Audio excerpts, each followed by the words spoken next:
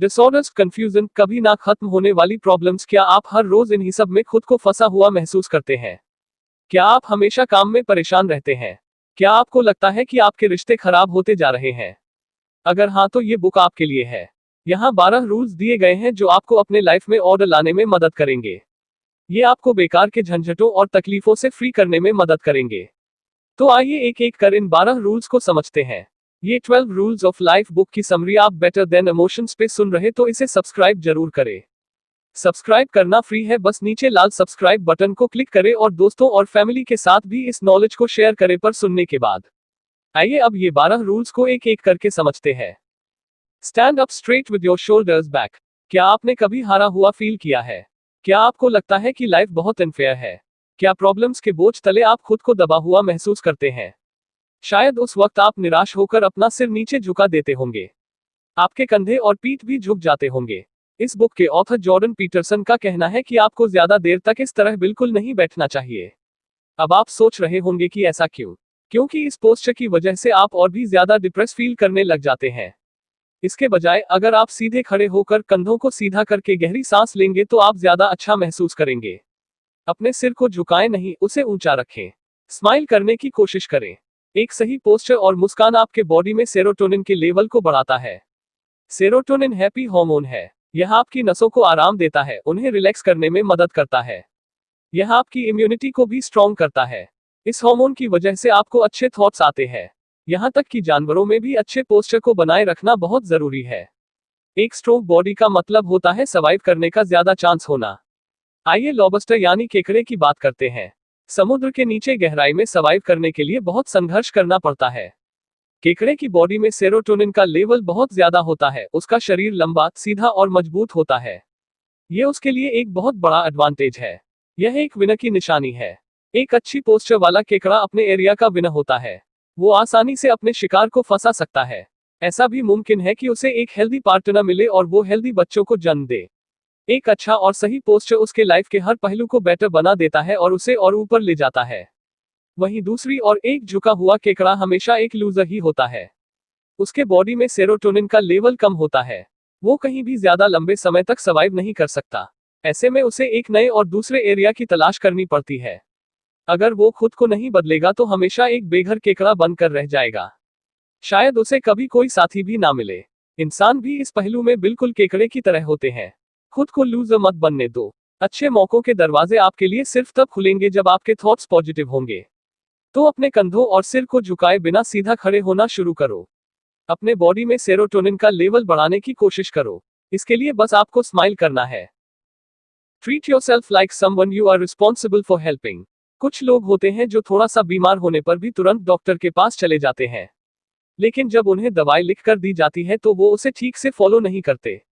कई लोग पैसों की कमी की वजह से दवाई नहीं खरीद पाते और कुछ तो बस जिद्दी होते हैं। उन्हें लगता है कि बीमारी तो बस वैसे ही ठीक हो जाएगी, दवाई खाने की क्या जरूरत है। उन्हें लगता है कि हम तो बड़े हो गए हैं, दवाई तो बच्चों को दे जाती है।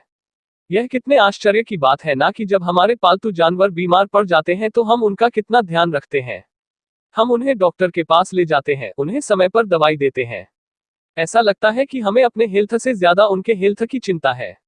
और बिल्कुल ऐसा ही होता है जब हमारा कोई अपना बीमार हो जाता है। हम उन्हें सही समय पर दवाई लेने के लिए याद दिलाते रहते हैं। हम तो उन्हें दवाई लेने से पहले कुछ खाना खिलाने के लिए बैठ जाते हैं। हम हमेशा उनसे अपना ध्यान रखने के लिए कहते रहते हैं। तो इससे आप क्या समझे? हम दूसरों की तो परवाह करते हैं लेकिन खुद की नहीं।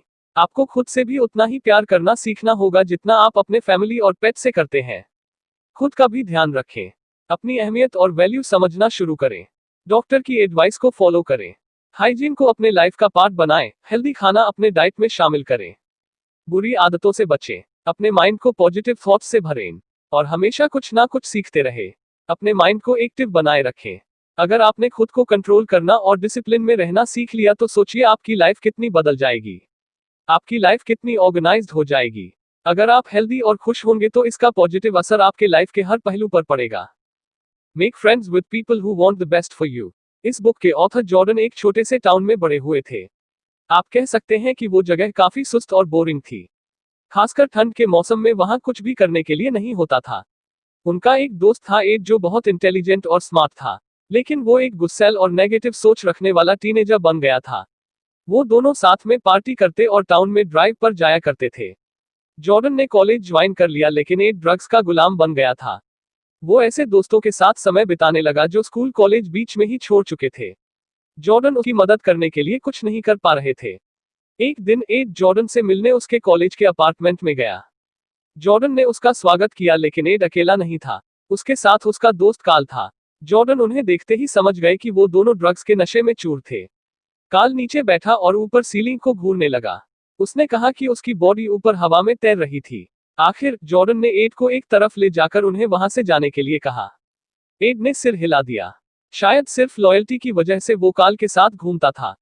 ऐसे लोगों के साथ रहना जो नशा करते हैं, आलसी हैं और लाइफ में जिनका कोई पर्पस नहीं है, बहुत दुख की बात है। लेकिन अंत में आप ऐसे लोगों की संगत चाहते हैं या नहीं, ये सिर्फ आपकी चॉइस है। इसके बजाय आप ऐसे लोगों के आसपास रहना चूज कर सकते हैं जो पॉजिटिव सोच रखते हों, जो लाइफ में आपको आगे बढ़ने के लिए इंस्पायर करेंगे। अच्छे लोगों की कंपनी रखने से आप खुद को दुख और तकलीफ से बचा सकते हैं। लाइफ में पर्पस होना बहुत जरूरी है क्योंकि खाली दिमाग शैतान का घर होता है। हर दिन बदलाव का एक नया मौका लेकर आता है। अपने पास्ट को पीछे छोड़कर आगे की ओर बढ़े। अच्छे दोस्तों का साथ आपको लाइफ में मीनिंग ढूंढने में मदद करेगा। अगर आप इन बदलावों को अपनाते हैं तो आने वाली जिंदगी में होप, प्यार और खुशियां आपका इंतजार कर रही होंगी। Compare yourself to who you were yesterday, not to who someone else is today. Imagine कीजिए कि एक दिन आप सोशल मीडिया ब्राउज कर रहे हैं और आपके दोस्तों के पोस्ट आपके सामने आ जाते हैं। आप उनकी पिक्चर्स देखने लगते हैं। उनमें से कुछ यूरोप में वेकेशन मनाने गए थे, तो किसी को जॉब में प्रमोशन मिला है, कुछ लोगों को उनका लाइफ पार्टनर मिल गया और उनकी शादी हो गई। किसी को अपने फील्ड में अवार्ड मिला और कुछ ने अपनी मास्टर्स की डिग्री कंप्लीट कर ली। अब आप खुद को उनसे कंपेयर करने लगते हैं कि कहां वो लाइफ में मजे कर रहे हैं, तो वहीं दूसरी तरफ आप हैं जो अपने अस्त व्यस्त और गंदे अपार्टमेंट में अपनी बिल्ली के साथ अकेले बैठे बियर पी रहे हैं। अब आप बहुत इनसिक्योर और जेलस फील करने लग जाते हैं। आप तो यहाँ तक सोच लेते हैं कि शायद आप बिना कुछ खास किए, बिना कुछ ऐसा किए जिस पर आप प्राउड फील कर सके, ऐसे ही अकेले मर जाएंगे। लेकिन ये बिल्कुल सच नहीं है। अगर आप एक म्यूजिशियन हैं तो खुद को द ग्रेट मोजार्ट से कंपेयर ना करें। अगर आप शेफ हैं तो खुद को मास्टर शेफ गॉर्डन रामसे से कंपेयर ना करें। आपके पास अपने यूनिक स्किल्स हैं। आप उनसे अलग हैं, उनसे कम नहीं। आप में एक कमाल के इंसान है। बिल्कुल आपके जैसा इस पूरी दुनिया में दूसरा कोई नहीं है। आप जैसे हैं खुद को वैसे एक्सेप्ट करें। आपके जो स्पेशल स्किल्स हैं उन्हें इंप्रूव करें। दूसरों की नकल करेंगे तो ना उनके जैसा बन पाएंगे और ना आपकी खुद की कोई अलग पहचान बन पाएगी। खुद को दूसरों से कंपेयर करने की बजाय आप कल क्या थे उससे खुद को कंपेयर करें, सिर्फ तब आप असल में फर्क देख और समझ पाएंगे। हर दिन खुद को कल से बेटर बनाने की कोशिश करें। अपने स्किल को प्रैक्टिस करते रहे और अपनी प्रोग्रेस को ध्यान से नोटिस करें। आपको सच में खुद पर प्राउड फील होने लगेगा। इनसिक्योर होना अच्छी आदत नहीं है। सोशल मीडिया ब्राउज करने से या खुद में कमियां निकालने की बजाय अपना टाइम और एनर्जी किसी प्रोडक्टिव चीज में लगाएं। अगर आप काम को कल पर टालने की आदत को छोड़कर प्रैक्टिस करने में समय लगाएंगे तो आप बहुत ज्यादा इंप्रूव कर सकते हैं। जो आपको पसंद है बस उसे करते रहिए। अपने आप को दूसरों से कंपेयर करना आपके अंदर सिर्फ नेगेटिविटी को भरता है, आपके कॉन्फिडेंस को खत्म करने लगता है। ये आपकी अच्छाई को खत्म करके आपको एक नेगेटिव इंसान बनाने लगता है। लेकिन आपका एम खुद को कल से भी एक बेटर इंसान बनाने का होना चाहिए। तब आपकी लाइफ सही मायनों में खूबसूरत और कमाल की होगी। और इसे साबित करने के लिए आपको किसी सोशल मीडिया पोस्ट की जरूरत नहीं होगी। Do not let your children do anything that makes you dislike them.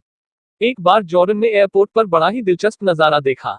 एक 3 साल का बच्चा था जो बहुत नखरे कर रहा था। वह सबके सामने जोर जोर से चिल्ला रहा था। उसके पेरेंट्स उसे अनदेखा कर रहे थे।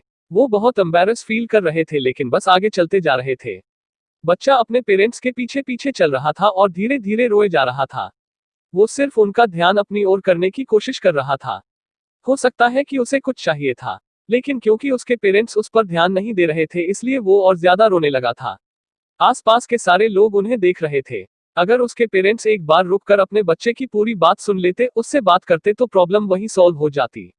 वो बच्चा शैतानी करना और चिल्लाना बंद कर देता। अगर आप खुद एक पेरेंट्स हैं तो आपने भी ये जरूर एक्सपीरियंस किया होगा। बच्चे कभी कभी ऐसा करेंगे क्योंकि वो नासमझ है। बच्चे को सही और गलत के बारे में सिखाना आपकी जिम्मेदारी है। आप अपने बच्चे के साथ कैसा व्यवहार करते हैं ये डिसाइड करेगा कि दूसरे उसे कैसे ट्रीट करते हैं। अगर आप अम्पेशेंट होंगे या उसे मारेंगे तो आप दूसरों से अच्छे व्यवहार की उम्मीद कैसे कर सकते हैं। शांत और जिम्मेदार पेरेंट्स एक खुश और डिसिप्लिन्ड बच्चे को बड़ा करते हैं। साइकोलॉजिस्ट के कई सालों के रिसर्च से ये बात सामने आई है। अपने बच्चे को नई चीजें सीखने और जानने के लिए खुला छोड़ें, लेकिन एक क्लियर लिमिट भी सेट करें। अगर वो कुछ गलत करता है तो उसे तुरंत रोकें। इस चीज को नजरअंदाज ना करें, नहीं तो आपका बच्चा बिगड़ता चला जाएगा। वो कभी सही गलत के फर्क को नहीं समझ पाएगा। अपने बच्चे के साथ समय बिताएं। उस वक्त अपना पूरा ध्यान बस उस पर रखें। उसे इस बात का एहसास कराएं कि आप उसे कितना प्यार करते हैं और वो आपके लिए कितने इम्पोर्टेंट हैं। इससे जो गहरा रिश्ता और कनेक्शन बनेगा, सिर्फ वो आपके बच्चे को मिसबिहेव करने से रोक सकता है। उन्हें मारने, डांटने या सजा देने से आप ये कभी हासिल नहीं कर पाएंगे, बल्कि वो आपसे दूर होते चले जाएंगे। अपने बच्चे की बात को ध्यान से सुनें। आप जितना शांत और जिम्मेदार होंगे, आपका बच्चा उतना ही खुशमिजाज और डिसिप्लिन्ड बनेगा। उसके क्लास के बच्चे उससे दोस्ती करना चाहेंगे। टीचर्स उन्हें पसंद करेंगे। उनके पोलाइट नेचर के कारण बड़े भी उन्हें अच्छे से ट्रीट करेंगे। ये बच्चे का ऑल राउंड डेवलपमेंट करेगा। बच्चे की परवरिश करना आसान काम नहीं है। इसमें बहुत पेशेंस की जरूरत होती है, लेकिन आप देखेंगे कि इससे आपके बच्चे पर कितना फर्क पड़ता है। ऐसे बच्चे एक जिम्मेदार, अच्छे और सक्सेसफुल एडल्ट बनते हैं। जो बच्चा यह बात जानता है कि उसके पेरेंट्स उसे प्यार करते हैं और वो उनके लिए इम्पोर्टेंट है, वह एक मीनिंगफुल लाइफ जीता है। उसमें कॉन्फिडेंस होता है और वो साइकोलॉजिकली बैलेंस्ड होता है। Set your house in perfect order before you criticise the world. 2012 में एक आतंकवादी ने कनेक्टिकट के एक प्राइमरी स्कूल के 20 बच्चों और 6 टीचर्स को गोलियों से भून दिया था। उसने वहां एक नोट छोड़ा था जिसमें लिखा था कि इंसान इस दुनिया में रहने के लायक ही नहीं है, हमें ये दुनिया वापस जानवरों को दे देनी चाहिए। उसने यह भी लिखा कि जूस की प्रॉब्लम सॉल्व करने के लिए हिटलर एक उपाय लेकर आया था, वैसे ही मैं भी एक उपाय लेकर आया हूं। उसका मानना था कि पूरी मानव जाति को खत्म कर देना चाहिए। एक भी इंसान जिंदा नहीं रहना चाहिए। इस दुनिया में तो वैसे भी पाप ही भरा हुआ है। ये किसी नर्क से कम नहीं है, तो मरने से क्या फर्क पड़ेगा। हम सब की लाइफ में कभी ना कभी ऐसा समय जरूर आता है जब हम इस आतंकवादी की तरह निराश और हारा हुआ महसूस करते हैं। दुनिया में क्या क्या हो रहा है वो हम न्यूज में देखते हैं। कहीं जंग छिड़ी है तो कहीं अर्थक्वेक, सुनामी ने तबाही मचा रखी है। हर जगह करप्शन और गरीबी का माहौल बन गया है। अगर इस तरह से देखा जाए तो दुनिया सच में एक मायूस जगह है। आप इसे किस नजरिए से देखते हैं वो आप पर डिपेंड करता है। दुनिया की कमियों और बुराइयों के बारे में सोचने से पहले अपने आप को ठीक करने की कोशिश करें। जब आप खुद को ही नहीं बदल सकते तो दुनिया में बदलाव क्या लाएंगे। उन चीजों के बारे में परेशान ना हो जिन्हें आप कंट्रोल नहीं कर सकते। चेंज की शुरुआत अपने लाइफ से करें। खुद से पूछना शुरू करें कि क्या आप अपने जॉब में अपना बेस्ट परफॉर्म कर रहे हैं। क्या आप अपने फैमिली को प्यार और रिस्पेक्ट देते हैं। क्या आपने अपनी बुरी आदतों को बदलने की कोशिश की है। एग्जाम्पल के लिए एंटोन चेखोव की बात करते हैं। उनके पिता को शराब पीने की आदत थी। वो नशे की हालत में रोज अपने बच्चों को मारते थे। उनका परिवार गरीब था और वे एक छोटे से अपार्टमेंट में रहते थे। एंटोन के भाई बिल्कुल अपने पिता की तरह हो गए थे, लेकिन एंटोन ने बहुत मेहनत की। उन्होंने पढ़ाई में ध्यान लगाया और स्कॉलरशिप हासिल की। उन्होंने खुद पर अपने माहौल का असर नहीं होने दिया। अपनी सोच को पॉजिटिव रखते हुए एंटोन ने एक बहुत अच्छी मिसाल कायम की। उन्होंने अपने भाइयों को भी बदलने के लिए एनकरेज किया। अपने घर के माहौल और सिचुएशन को बदला। आगे चलकर एंटोन बहुत सक्सेसफुल राइटर बने। आज भी उनके बुक्स ना जाने कितने लोगों को इंस्पिरेशन दे रहे हैं। एंटोन चेखोव की लिखी बुक द बेट की ऑडियो बुक समरी आपको ऊपर आई बटन या नीचे डिस्क्रिप्शन बॉक्स में मिल जाएगी। Pursue what is meaningful, not what is expedient। जब हम किसी मुश्किल समय का सामना करते हैं तो उसकी तरफ हमारा रिएक्शन आना नेचुरल होता है। परेशान होना और शिकायत करना भी नेचुरल है, लेकिन ऐसा करने से इंसान अपनी तकलीफ और मुसीबत को बढ़ा देता है। इसके बजाय अगर वो शांत होकर अपने इमोशंस को कंट्रोल कर लेगा तो प्रॉब्लम का कोई ना कोई हल ढूंढ सकता है। लेकिन हड़बड़ा जाना गैर जिम्मेदार और इमैच्योर इंसान की निशानी है। आपका क्या बिलीफ सिस्टम है। आपका लाइफ में क्या पर्पस है। आपको अपने लाइफ के पर्पस और मीनिंग को खोजना होगा। जब आप किसी मकसद को पूरा करने में अपनी लाइफ लगाएंगे तब आप देखेंगे कि आप ज्यादा ऑर्गेनाइज्ड हो गए हैं। एक महान मकसद ही अच्छाई और बुराई के बीच का सबसे बड़ा फर्क होता है। एक स्ट्रॉन्ग कैरेक्टर और एक वीक कैरेक्टर वाले इंसान में यही फर्क होता है। यही एक ऑर्गेनाइज्ड और डिसऑर्गेनाइज्ड लाइफस्टाइल के बीच का फर्क भी होता है।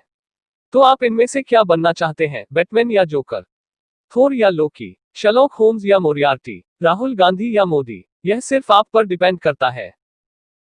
टेल द ट्रूथ और एटलीस्ट डोंट लाई। एक समय था जब जॉर्डन अपनी वाइफ के साथ एक छोटे से अपार्टमेंट में रहा करते थे। उनके पड़ोस में एक शराबी रहता था। उसका नाम डेनिस था। वो एक लंबा चौड़ा आदमी था। वो एक पेंटर और इलेक्ट्रीशियन दोनों का काम करता था। अपने काम के समय को छोड़कर वो पूरा दिन नशे में धुत रहता था। कई बार तो डेनिस सिर्फ 2 ही दिन में बियर की 60 बोतल पी जाता था। यह भी एक आश्चर्य था कि इतना पीने के बावजूद वो ना जाने कैसे सीधा खड़ा रहता था। वह अपने सारे पैसे शराब में उड़ा देता था। जब कभी उसके पैसे और शराब खत्म हो जाते तो वह जॉर्डन का दरवाजा खटखटाता। चाहे रात के 2 क्यों ना बजे हो, वो दरवाजा खटखटाने से हिचकिचाता नहीं था। और वो अपने पोस्टर्स, माइक्रोवेव टोस्टर साथ में ले आता और जॉर्डन को बेचने की कोशिश करता। वो बियर खरीदने के लिए कुछ भी बेचने को तैयार था। जॉर्डन ने कई बार उसका सामान खरीदा भी, लेकिन जॉर्डन की वाइफ का कहना था कि डेनिस को ये सब करना बंद करना होगा। जॉर्डन बहुत नर्वस थे। वह नशे में धुत एक शराबी को कैसे समझा पाएंगे कि ये सब अब नहीं चल सकता। फिर जॉर्डन ने सच बोलने का फैसला किया। उन्होंने डेनिस को सीधे सीधे कह दिया कि वो कोई सामान नहीं खरीदना चाहते। उन्होंने उसे समझाया कि उसकी भलाई इसी में है कि उसे और पैसे ना दिए जाएं। जॉर्डन ने जो हकीकत था उसे साफ साफ बता दिया। उन्होंने कोई गेम नहीं खेला। कुछ समय के लिए डेनिस वहां बिल्कुल चुपचाप खड़ा रहा। वो जॉर्डन के मन को पढ़ने की कोशिश कर रहा था। उसने जॉर्डन के शब्दों में सच्चाई और ईमानदारी को महसूस किया। फिर वो मुड़ा और चला गया। डेनिस ने फिर कभी जॉर्डन को कुछ भी बेचने की कोशिश नहीं की। वे अब एक दूसरे के अच्छे पड़ोसी बन गए थे। झूठ से सिर्फ एक और प्रॉब्लम खड़ी हो जाती है। भले ही वो शांति बनाए रखने के लिए या किसी की फीलिंग्स को हर्ट ना करने के लिए बोला गया हो, वो फिर भी झूठ ही होता है। हो सकता है कि आज आप एक झूठ बोलकर किसी प्रॉब्लम से बच सकते हैं, लेकिन छोटे झूठ बड़े झूठ बनने लगते हैं। झूठ बोलते बोलते ये आपकी हैबिट बन जाती है और आपकी सोच को खराब करने लगती है। लेकिन याद रखना, सच कभी नहीं छुपता और जिस दिन वो सामने आता है वो हमारी लाइफ को और भी ज्यादा मुश्किलों और दुख से भर देता है। इसलिए सबसे अच्छा होता है सीधे सीधे सच बोल देना। Assume that the person you are listening to might know something that you don't. एक बार एक थेरेपी सेशन में जॉर्डन के पेशेंट ने कहा, मुझे अपनी वाइफ से नफरत है। उसके बाद वो कुछ सेकंड के लिए एकदम चुप हो गया। जॉर्डन उसे बड़े गौर से देख रहे थे। फिर उसने कहा, रुको, मैंने कुछ ज्यादा ही कड़वा बोल दिया। मैं उसे कभी कभी नफरत करता हूँ, हमेशा नहीं। मुझे इस बात से चिढ़ है जब वो मुझे बताती नहीं है कि क्या प्रॉब्लम है और उसकी चुप्पी मुझे पागल कर देती है। मेरी माँ भी हर समय ऐसा ही करती थी। उन्हें हमेशा किसी ना किसी बात की शिकायत रहती थी, लेकिन बताने की बजाय वो बस उसे मन में रखती थी। वो हमेशा कड़वा बोलती थी और मेरे पिता को यह आदत बिल्कुल पसंद नहीं थी। हम सब इस आदत से परेशान थे। अब जब मैं उनके बारे में सोचता हूँ तो मेरी वाइफ मेरी माँ जितनी बुरी नहीं है। कई बार ऐसा भी हुआ है जब उसने मुझे उसकी इच्छाओं के बारे में बताया है। मुझे बुरा तब लगता है जब वो कुछ छुपाती है। शायद मैं ही ओवर रिएक्ट कर रहा हूँ। मैं अपने पेरेंट्स की तरह नहीं बनना चाहता, और इसका मेरी वाइफ से कोई लेना देना नहीं है। मुझे उसे यह बताना होगा। जॉर्डन पूरा समय उसकी बातें सुन रहे थे। वो कुछ नहीं कहना चाहते थे क्योंकि उनके पेशेंट को लग सकता था कि वो उसे जज कर रहे हैं, या उनकी बात सुनकर वो निराश भी हो सकता था और शायद उसका मन बदल जाता। इसलिए वो बस उसे सुनते रहे। पेशेंट को खुद ये एहसास होने लगा कि वो अपनी माँ की इमेज को अपनी वाइफ में देख रहा था। कुछ समय के बाद उसने फिर कहा, इस सेशन के लिए थैंक यू डॉक्टर। मैं अब सच में बहुत अच्छा फील कर रहा हूँ। जॉर्डन ने सिर हिला दिया। उन्हें अपना चुप रहना बिल्कुल सही डिसीजन लग रहा था। बहुत से ऐसे लोग हैं जिन्हें किसी ऐसे इंसान की जरूरत होती है जो उन्हें सुने। वो बहुत अकेला महसूस करते हैं। वो सिर्फ अपने मन की बात कहना चाहते हैं, लेकिन उन्हें सुनने वाला कोई नहीं होता। अगर यह लंबे समय तक चला तो मानसिक रोग भी बन सकता है। अगर आप ऐसे लोगों से कुछ कहते भी नहीं, सिर्फ उन्हें ध्यान से सुनते हैं, तो आप उनकी बहुत मदद कर सकते हैं। ध्यान से और अच्छे से सुने। उसे ये जताएं कि आपको उसकी परवाह है और आप उसकी सिचुएशन को समझने की कोशिश कर रहे हैं। इसे बिना शब्दों के कम्युनिकेट करना कहते हैं। बोलने वाला आपके हाव भाव से समझ जाता है कि आप उसकी बात ध्यान से सुन रहे हैं या नहीं, आपको उनसे हमदर्दी है या नहीं, या आप भरोसा करने लायक हैं या नहीं। बिल्कुल डॉक्टर जॉर्डन की तरह आप उस इंसान को अच्छा महसूस कराने में मदद कर सकते हैं। अगर आप उसे कोई एडवाइस नहीं भी देते तो उसे बोलकर अपने थॉट्स को क्लियर करने दें। अक्सर ऐसे लोग खुद अपने प्रॉब्लम का हल ढूंढ लेते हैं, इसलिए उन्हें सिर्फ पूरे ध्यान से सुने। Be precise in your speech. Billy एक छोटा बच्चा है जिसे एक सुबह अपने कमरे में एक ड्रैगन दिखाई दिया। वो छोटा सा था, एक छोटी बिल्ली के जैसा। वो प्यारा भी था और फ्रेंडली भी। बिली अपनी मम्मी के पास गया और कहने लगा, मम्मी देखो, मेरे कमरे में ड्रैगन है। लेकिन उसकी मम्मी कहती है, बिली, ड्रैगन जैसा कुछ नहीं होता है। धीरे धीरे वो ड्रैगन बड़ा होने लगा। उसने किचन का सारा खाना खत्म कर दिया।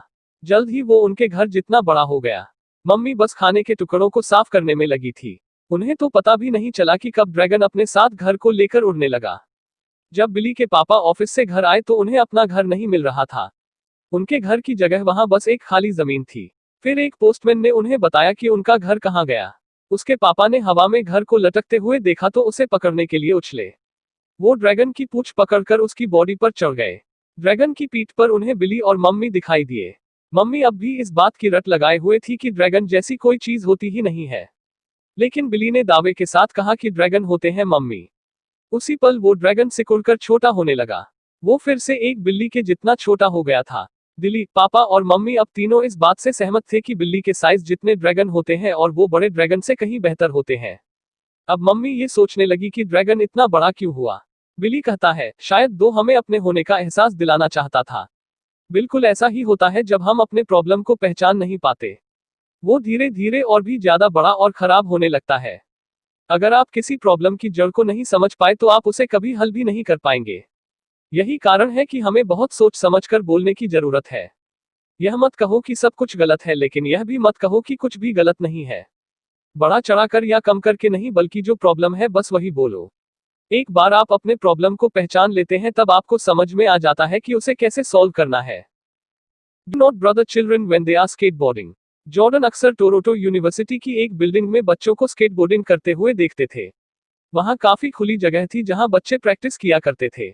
वो वहां के स्टील के रेलिंग और सीढ़ियों पर नए नए करतब करते रहते थे। सड़क के दूसरी तरफ एक प्लेग्राउंड था जहां बच्चे खेलना पसंद करते थे। लेकिन वहां की लोकल गवर्नमेंट ने बच्चों के वहां जाने पर रोक लगा दी। उस जगह को चारों ओर से बंद कर दिया गया। बड़ों का कहना था कि स्केटबोर्डिंग बच्चों के लिए काफी खतरनाक होती है। जॉर्डन इससे सहमत नहीं थे। उनका मानना था कि प्रैक्टिस करने से ही बच्चे किसी चीज में मास्टर बन सकते हैं। हाँ, इसमें कोई दो राय नहीं है कि स्केटबोर्डिंग करते वक्त वो कई बार गिरते हैं और उन्हें काफी चोट आती है, लेकिन बच्चे हमेशा उठकर दोबारा कोशिश करते थे। अगर उनके खेलने पर ही रोक लगा दी गई तो वो कभी नहीं सीख पाएंगे। कई सारे पेरेंट्स अपने बच्चों के प्रति जरूरत से ज्यादा प्रोटेक्टिव होते हैं।